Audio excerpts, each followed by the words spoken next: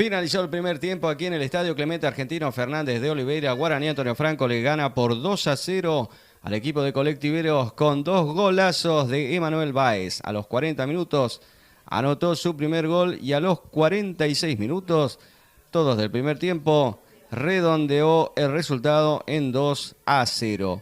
Guaraní fue superior al equipo visitante, tuvo mejores llegadas, tuvo mejor trato del balón.